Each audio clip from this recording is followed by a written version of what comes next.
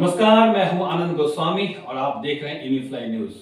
राजनीतिक गलियारा हो या खेल का मैदान, चुनावी नोकझोंक हो या सामाजिक संज्ञान, हम रखते हैं हर खबर पर अपनी नजर और लाते हैं हर खबर आप तक, जमीन से आसमान तक। तो चलिए डालते हैं आज के विशेष खबरों पर नजर। भाजपा के राज्य संपादक दिल्ली से कोलकाता पहुंचे। कोलकाता के हवाई अड्डे से निकलते ही संवाददाताओं ने अपने प्रश्नों का बौछार कर दिया। राज्य संपादक सुकांतो मजूमदार ने सबसे बातें की और सबके प्रश्नों का बारी बारी से उत्तर दिया। उन्होंने कहा कि संदेश खाली कांड अब न सिर्फ अपने देश में बल्कि विदेशों में भी चर्चा का विषय बन गया है। उन्होंने कहा कि महिलाओं के साथ शोषण और यौन उत्पीड़न को देखते हुए एक बंगाली होने के नाते शर्म आती है और यह बात पूरे बंगाल के लिए शर्म का विषय है। সন্দেশখালী নয়, শুধু আমি বলবো সন্দেশখালীর সাথে সাথে আপনারা হাওড়ার পাঁচলার দিকেও ক্যামেরাটা ঘোরান।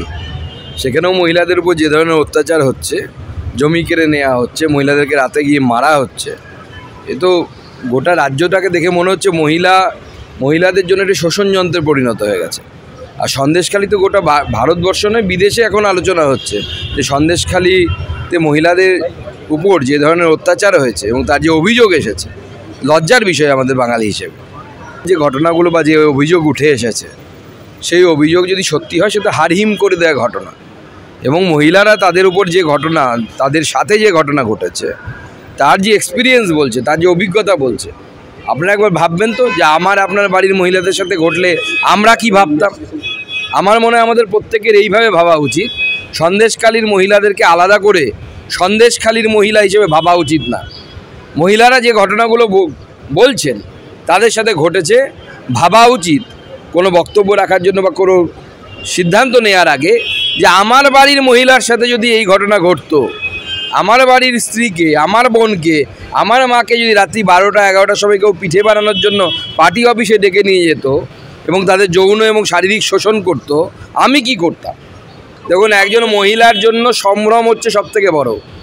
কোনো মহিলা যেখানে 500 টাকাও তাদের ইন্টারেস্ট নেই, উল্টে তৃণমূলের বিরুদ্ধে মুখ খুললে লক্ষ্মীর ভাণ্ডার থাকবে না, ঘর পাওয়া যাবে না, তারপরেও যখন নিজের ইজ্জতের উপর এই ধরনের ঘটনা ঘটেছে বলছে, একজন মহিলা সহজে এই কথা বলে না। দেখুন, রাষ্ট্রপতি শাসন হবে কি হবে না এটা রাজ্যপালের বিষয়। আইন শৃঙ্খলা পরিস্থিতি খারাপ, এ বিষয়ে কোনো সন্দেহ নেই। এবং যেভাবে একরের পর একর জমিতে ভেরি তৈরি হয়েছে, আদিবাসীদের জমি লুট হয়েছে, মহিলাদের ইজ্জত লুট হয়েছে, परिस्थिति भालो ना, एटुकु आमी बोलते। साथ ही उन्होंने यह भी कहा कि किसी का भी आधार रद्द नहीं किया गया है, ये बस अफवाहें हैं। अगर किसी का आधार निष्क्रिय हुआ है तो वो मुझसे कहें, मैं दायित्व लेता हूँ आधार को सक्रिय करवाने का। आधार बातिल হয়নি কারো, আমি আবার বলছি, কারো আধার বাতিল হয়নি। আমার কাছে তো রোজ মেসেজ আসে, আপনি আপনার KYC আপডেট করুন। তার মানে কি আমার KYC ব্যাংকে আপডেট নেই? আপডেট আছে। নিচে এটাও লেখা থাকে, ignore this message if already updated. যদি আপনার আগেই আপডেট করা থাকে তাহলে আপনি এটাকে ইগনোর করুন।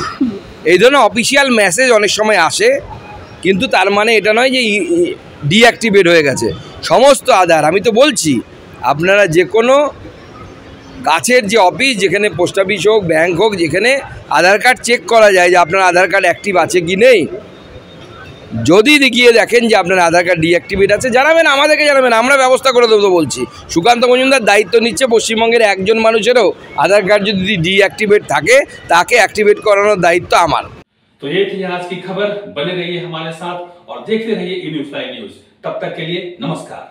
Well-Known Finance is a personal finance platform focused on empowering and serving millennials to take a well-informed decision while buying a financial product like home loan, car loan, business loan, personal loan, SME loans, insurance, etc. For further details, contact us.